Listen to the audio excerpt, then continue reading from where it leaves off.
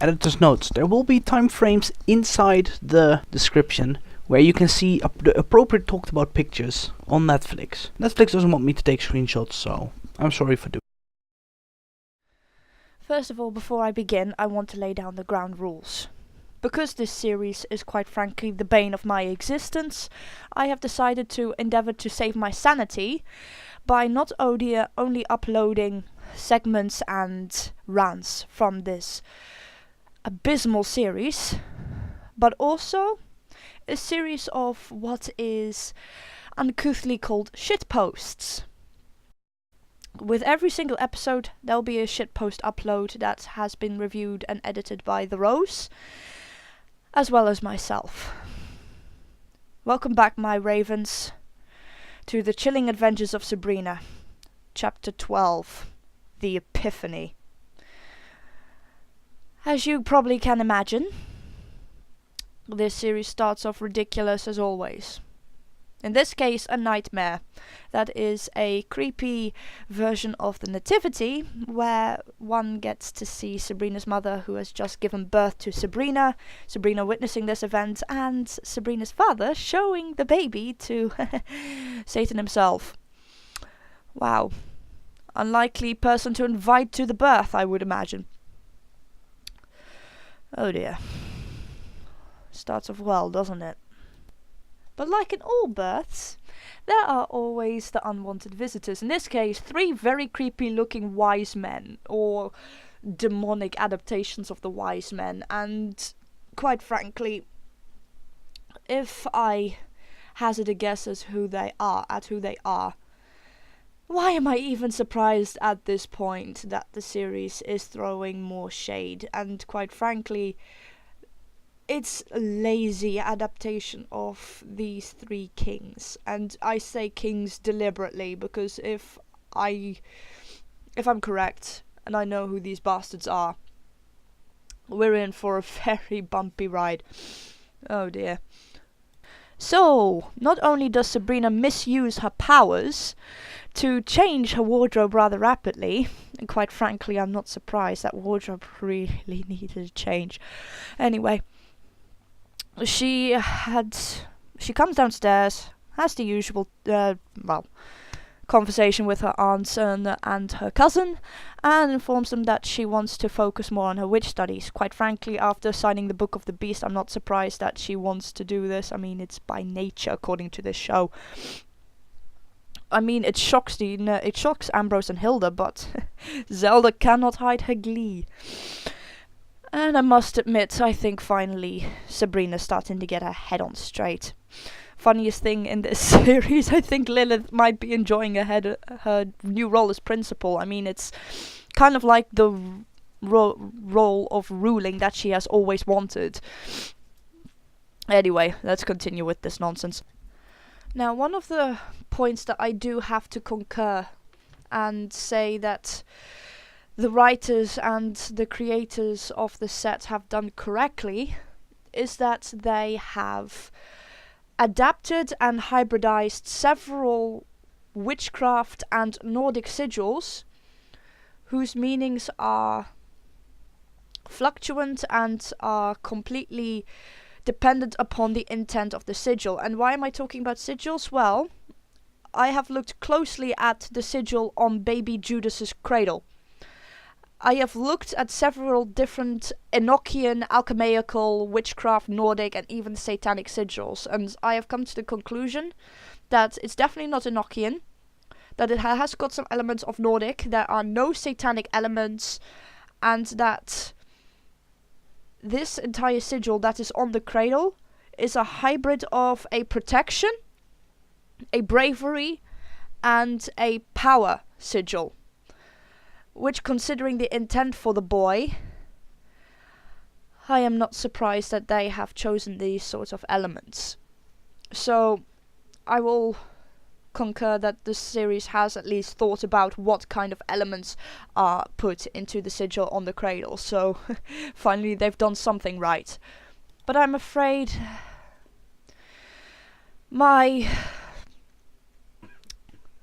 praise is not going to last very long.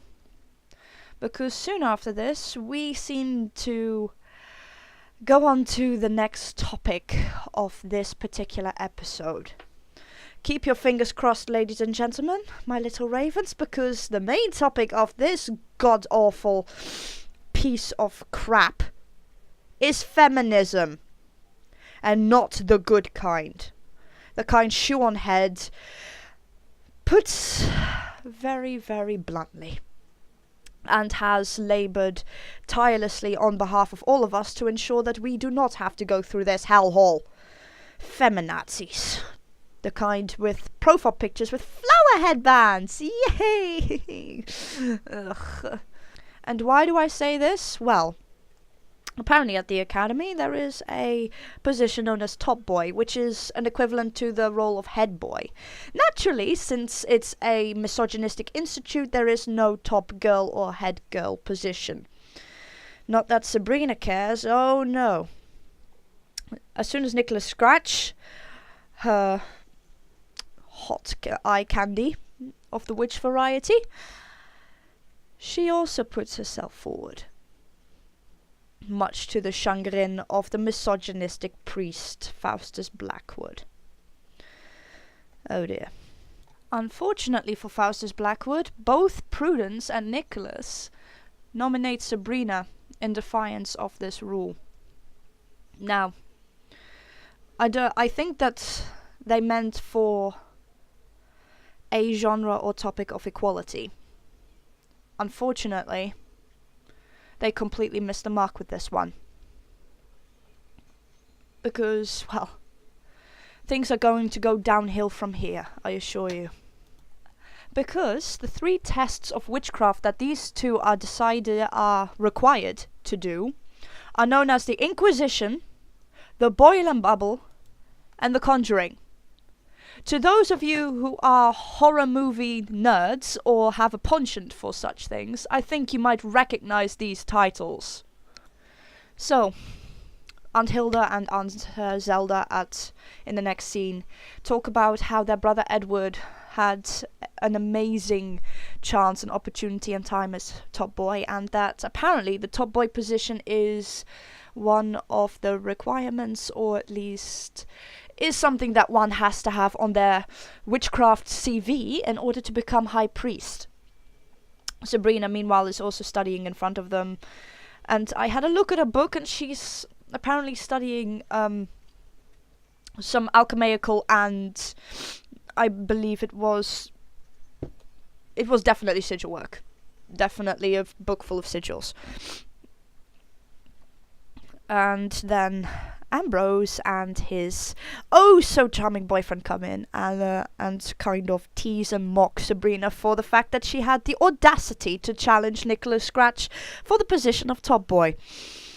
As if only men with their certain other attributes are able to run a show. But considering the state, and the sorry state I might add, of the first series, and the blatant misogynistic rule that Faustus Blackwood wants to implement, I'm not surprised. Then they mention that they're going to meet her rival and her sugar daddy. Yes, I'm going to call him that because, hey, why the heck not? Because he practically is. In a club for warlocks called Dorian's Grey Room. For those of you who are fans of gothic horror, you will recognize this title. Known as The Picture of Dorian Gray, which is a gothic and philosophical novel by the writer Oscar Wilde about a guy who seems to be cursed.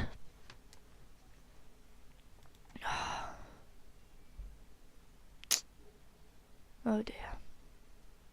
Oh dear, oh dear, oh dear. Why in the hell did they decide to use this? Why, of all gothic characters, did they use Dorian Bloody Grey?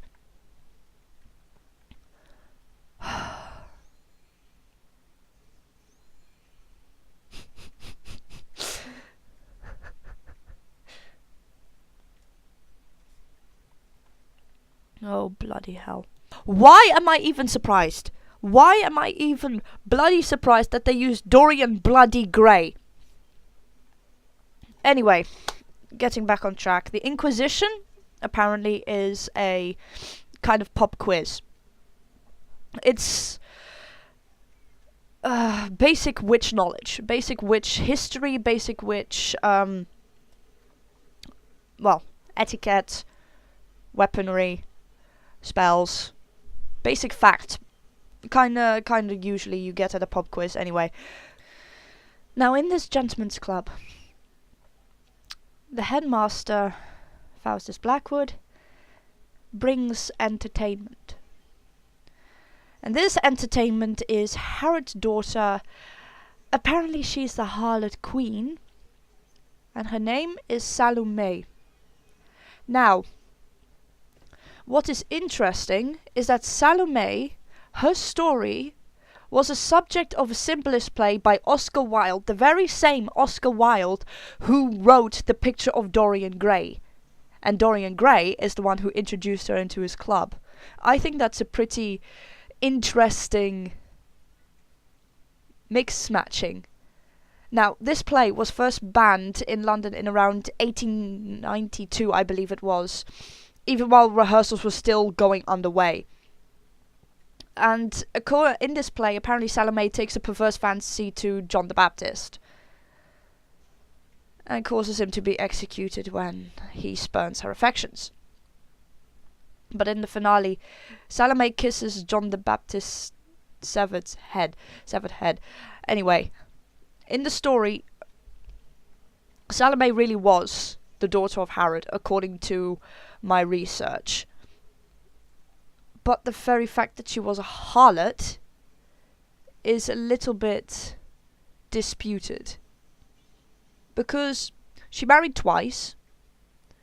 She had an eye for men. Yeah, like most women did.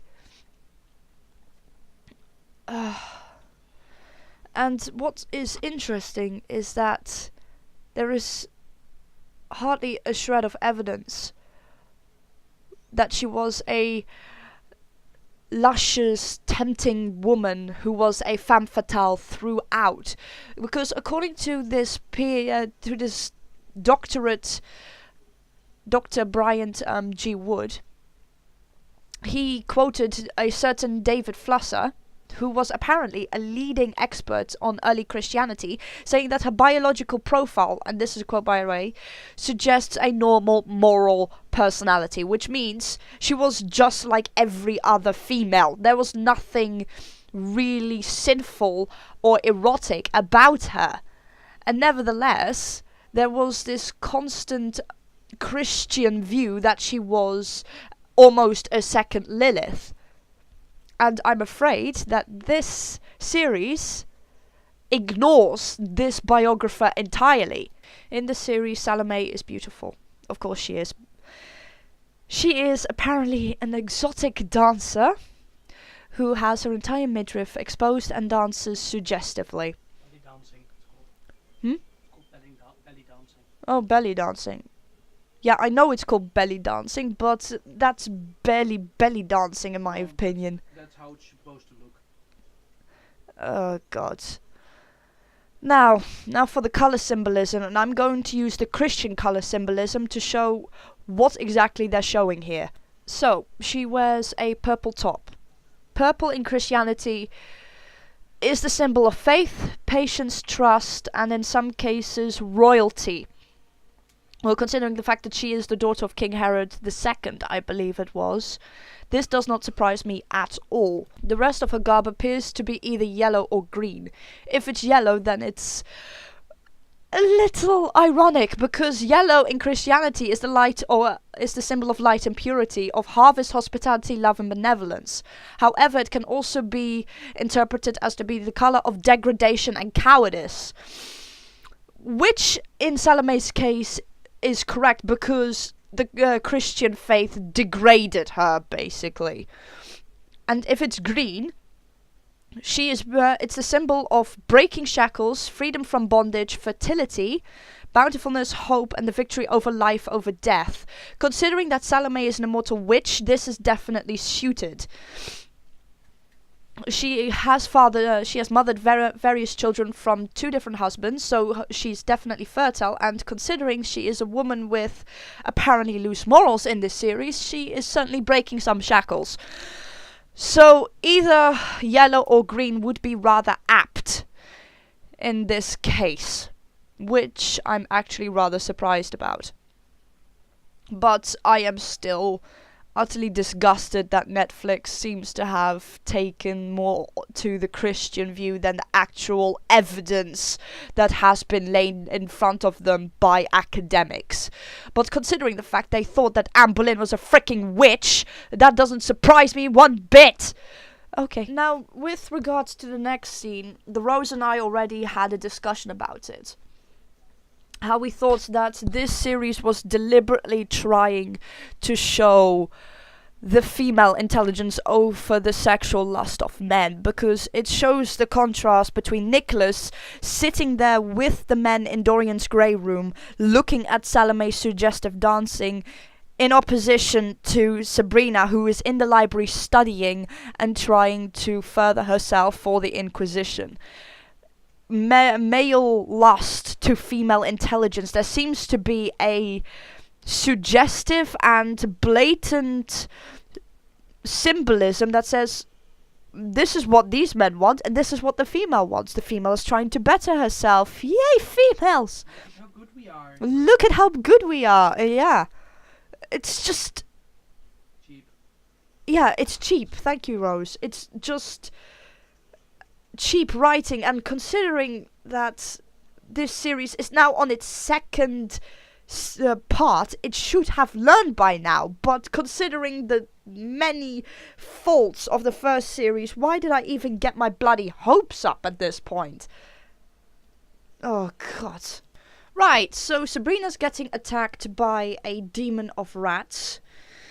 Unfortunately, this demon had nothing to do with rats at all. Anyway, she summons a book of banishing spells in her usual Latin spell. Quite frankly, I would have preferred if they had used Old English, Old Irish, Middle Welsh, or even Harry Potter spells for this matter, because her spells, if that would have been a real demon attack, would have been too long. So long, it would have ensured her fucking death. You should have taken up a leaf out of Merlin's book on Herald Actum Breakdown. There you go. That could have saved you fucking time, bitch. Anyway, I have double checked, okay? That spell was literally 2 lines long. That would have ensured her bloody death if this thing was real. That demon is fucking useless, okay? Not only is... Anyway, before I go on a tangent, so Nicholas gets a very sick joke played on him. Basically, Sabrina's head on a platter. The usual nonsense. The usual bully stuff, you know. Anyway, also that banishing spell was also way too long. Again, 2 meters long. If you had studied Old English, Middle Welsh, or even Middle Irish instead of Old Irish, you would have found something that is literally shorter and is more useful. Even if you had said it in Enochian, it would have been shorter. That's how pathetic this stupid spell is, and goes to show that no thought has gone into the amount of time it takes to recite a bloody spell. And finally, Sabrina grows some balls. She has an argument with Ambrose that after surviving that demon attack, and accuses his boyfriend of summoning that demon. And when the argument gets really heated after Ambrose questions her motives, the very fact that if she even wants to improve the coven at all, she starts showing him her real power. About fucking time, Sabrina, about bloody time. Anyway, the following scene, after Sabrina rudely tells Aunt to go to bed and she nips Sabrina in the bud, I start to get a little bit of sympathy for Prudence. She is being treated all but as a servant by her father, an ungrateful swine. and he blatantly refuses to allow her birthright to the Blackwood name. I admit the out-of-wedlock nature of her birth would complicate matters, especially in the apparently traditionalist witch world, but it is her right. And I understand Prudis's miffness at the fact that she is not allowed her own birthright. Sabrina and Aunt Zelda fortunately ensure that this argument cannot go on any longer, as Sabrina comes in to report the fact that she has been attacked by a demon. Now the Inquisition, as we all predicted, starts off unfairly. Nicholas gets baby questions.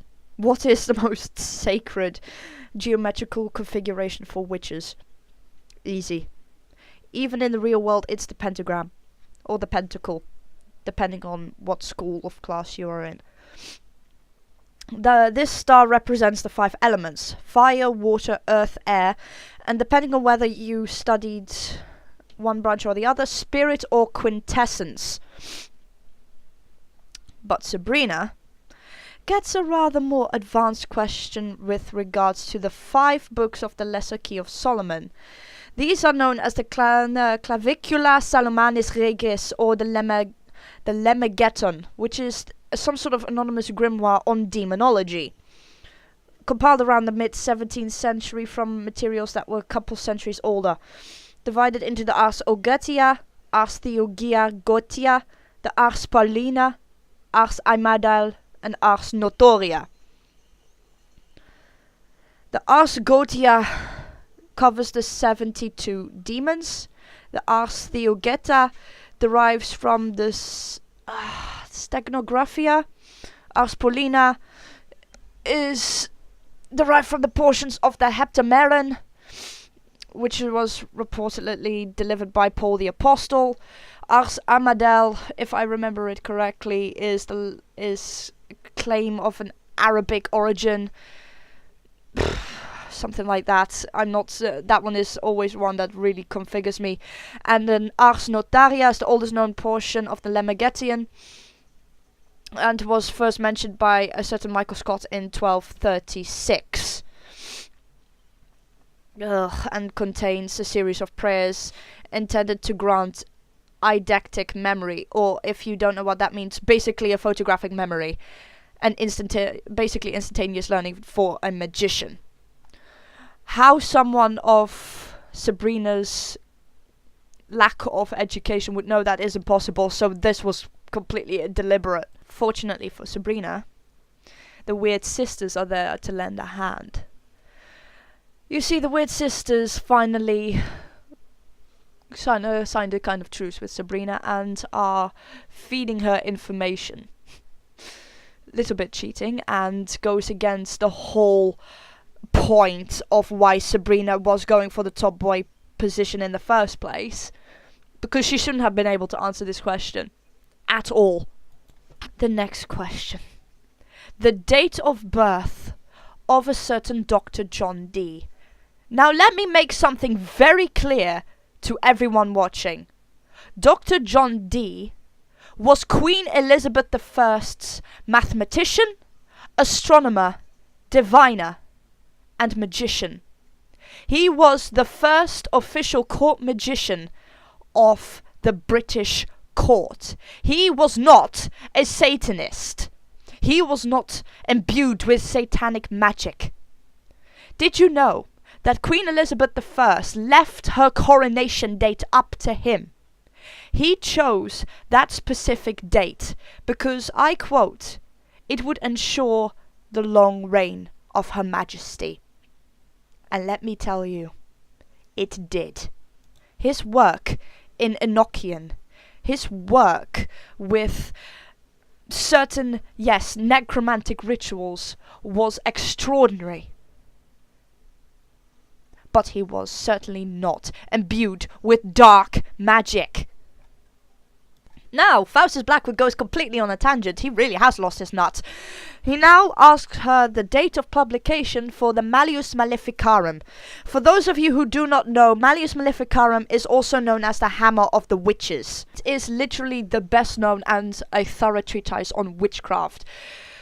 This thing was written by the discredited Catholic clergyman known as Heinrich Kramer. And the first publication was in, I think, Speyer, in the year 1487, if I'm not incorrect. It endorses the extermination of witchcraft, and for this purpose develops a detailed legal and theological theory as to why. It's a compendium of legal knowledge, religious doctrine, and has a compendium of literature on demonology from around the 15th century. It's a complete and utter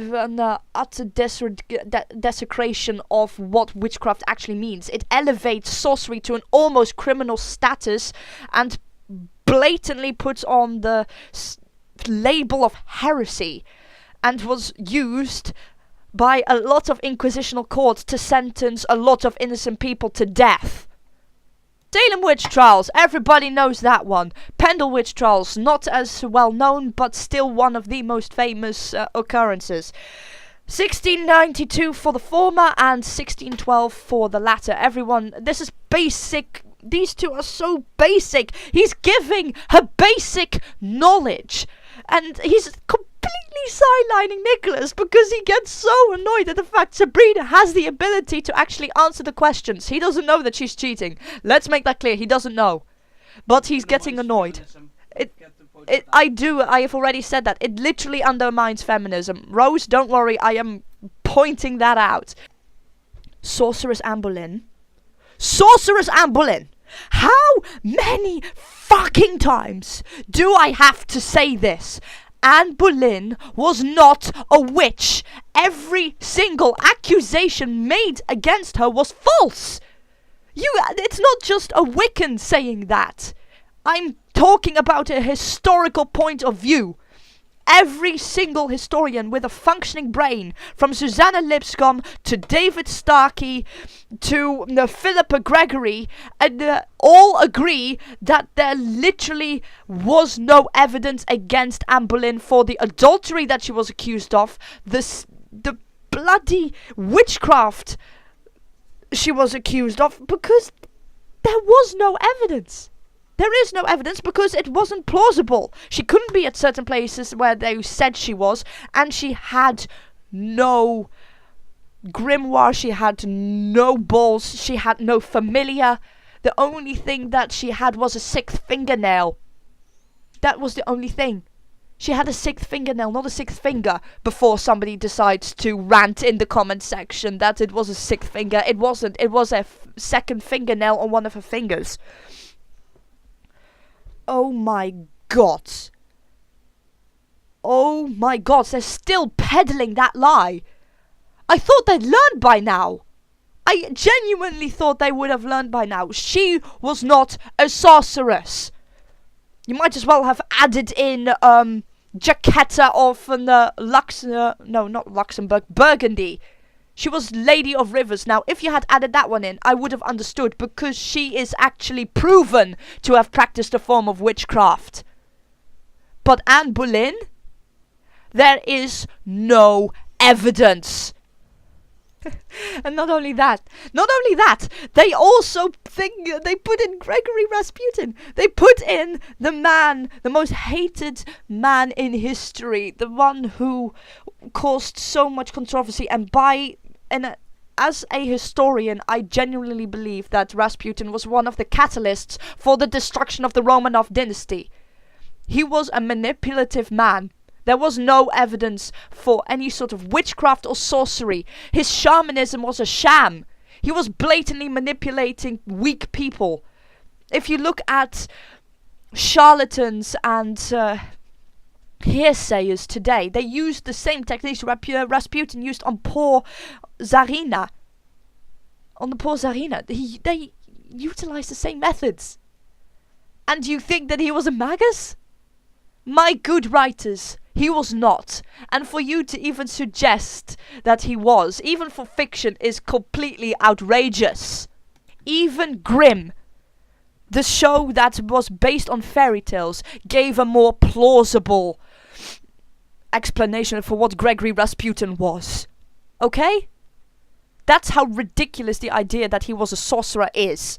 And unfortunately, this cycle of misogyny and completely undermining the feministic ideology and the purposes of feminism continues, with poor Susie trying to get on the boys' basketball team.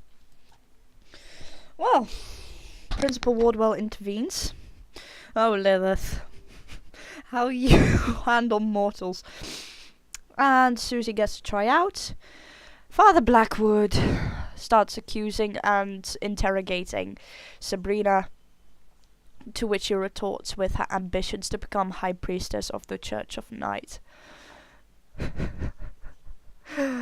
As a High Priestess myself, I admire such determination and ambition, because, wow, to say that in front of him? I don't even think I would have had the audacity to do such a thing. Quiet ambition always seems to be the key with me. But the anger, ooh, glorious, my little ravens. The anger that guy feels at the possibility, or even the fact that she has the audacity to contemplate such a thing. It's glorious, just to what the actor does it so well. It's very satisfying to see the discomfort on his face. I'm so sorry. And we have the second demon attack. Yippee! And this demon seems to have a penchant for bats. Oh, the poor things. They're going to get such hate from this, aren't they? Oh, God. Well, Sabrina saves herself with a whistle. Yippee! And somehow that gives the demon a bit of an earache. Okay, Aunt Hilda prepares her for the boil and bubble, which is basic potion making. Oh god, I really hope there isn't an equivalent of Professor Snape at this place. Anyway, shut up, Rose! Anyway, Hilda teaches her the basics of potion brewing and potion making, and that's rhyming couplets are everything. Like with all spells, keep to the rhyming couplets and you'll be fine. Keep the intent, keep everything, make sure you utilize the ingredients' power, and that's it. That's all you need to know. Basic potion brewing. So, feminism gets even more undermined by the fact that Sister Shirley Jackson calls her Aunt Zelda a wanton hussy for the fact she has a relationship with the High Priest. Do you know what is the greatest threat to the feminist cause? The very fact that women slut-shame each other. How are you supposed to want equality when you can't even respect each other? That's why I hated the feminist cause so much. It's not because that I don't want equality, it's because of the fact that so many people are hypocritical and so many people are doing it for the wrong reasons. I know that it seems to be a vocal minority. I know that. But it doesn't make this any easier. Anyway, Sabrina makes one false move and the cauldron putrefies. Well, the brew putrefies and she loses. But hey, you can't win them all. At least she managed to get one over the priest. So after the disaster, Hilda convinces Sabrina to go and see her mortal friends. Sabrina agrees and comes to Susie's tryouts.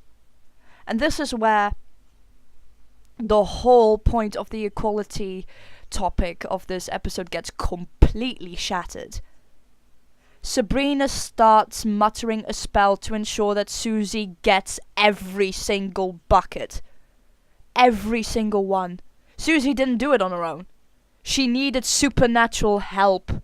What kind of message do you think that sends? That she is so useless, that she's so talentless, that she needs the help from her witch best friend in order to be able to achieve her dream. That's not what the writers wanted, is it? But that's exactly what it's showing us. And I think that there has been a serious mishap somewhere in the writing for this. It's not empowering. It's not endearing. It's frankly insulting to Susie. I discussed this with the Rose, and he agrees. How can someone who wants to be able to change something, who doesn't appear to have the knack for it, change it only with supernatural help? That's not very stimulating, is it? It's hurtful. It's literally saying, for you, it's literally saying that she can't succeed without help. It's literally saying that she cannot succeed without any help. And that is... wow. Wow. I mean, what were you thinking? And it just suddenly, and towards the end, this is not spoiler alert, I'm just moving to the end here because let's finish this episode right now. Susie informs Harvey and Roz after she basically wins the match and gets onto the team that she wants to change her name to Theo. It just gets dropped out of the sky.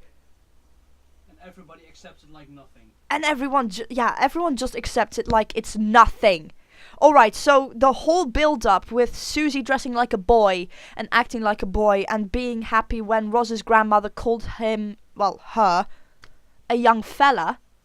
Okay, I get that could be interpreted as the stepping stones. But for that to be dropped out of the sky after having more than a series and a bit of an episode answering to the name Susie is just frankly... what are you doing? I know transgendered people. Hell, my own Gemini brother is one. And he started off as a girl, Ileana. But he never forgets that. He accepts that. He didn't just... the transition came more and more. And yes, I was surprised when he started calling himself Elliot. But that was when he actually started looking like a boy. When he was going through hormonal therapy. I remember that. But before that, it was still Ileana. I still called him Ileana, and he accepted that from me until I saw, oh my god, he's actually becoming a boy now. I know that he's Elliot, so I'll call him Elliot. He didn't just drop it on me or on anyone else. He didn't drop it on his friends like nothing. And this is what Susie did. Writers, people who are like this, who... I think I'm going to have to ask another transgendered person about this. I think I might write to Calvin. He's a transgendered YouTuber. He's a boy. I think he's always been a boy, like Elliot. And that's not how it happens. You don't just drop oh, I'm changing my name. You don't do that. I'm going to have to end this right here, my little ravens, because I am just... it's already the first episode and I already feel like having a meltdown. So I'm going to make sure that this episode and my shitpost are ready for your viewing and your enjoyment. I'm sorry it's so long. Thank you for listening. I'll see you in the next.